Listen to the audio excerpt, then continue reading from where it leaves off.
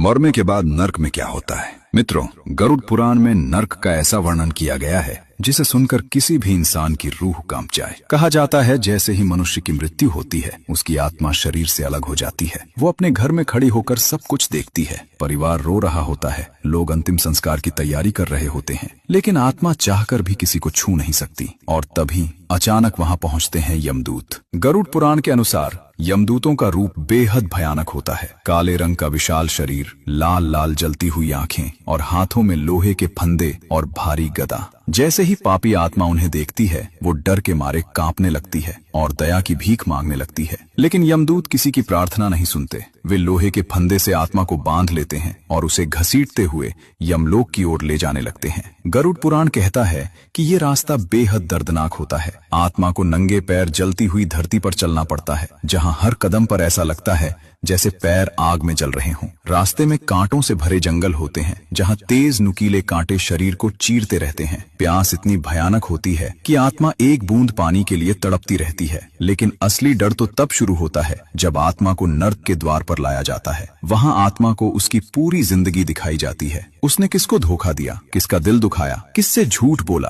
सब कुछ। और फिर शुरू होती है नर्क की भयानक सजा। गरुड़ पुराण बताता है कुछ पापियों को जलती हुई आग में डाल दिया जाता है, कुछ को उबलते तेल के कड़ाह में फेंक दिया जाता है और कुछ को तेज धार वाले हथियारों से भरे रास्ते पर दौड़ाया जाता है। वहां दर्द इतना भयानक होता है कि आत्मा चीख चीख कर दया की भीख मांगती है। उस समय आत्मा को अपने हर पाप याद आते हैं और वो रोते हुए सिर्फ एक ही बात कहती है, काश मैंने जिंदगी में पाप न किए होते। मित्रों, गरुड़ पुराण हमें डराने के लिए नहीं बल्कि सचेत करने के लिए ये सब बताता है। इसलिए आज से ही कोशिश करें किसी का दिल न दुखाएं, किसी के साथ अन्याय न करें और जितना हो सके अच्छे कर्म करें। क्योंकि याद रखिए, मृत्यु के बाद इंसान के साथ उसका धन नहीं, सिर्फ उसके कर्म ही जाते हैं। भगवान श्री हरि विष्णु के लिए वीडियो को लाइक शेयर जरूर करें।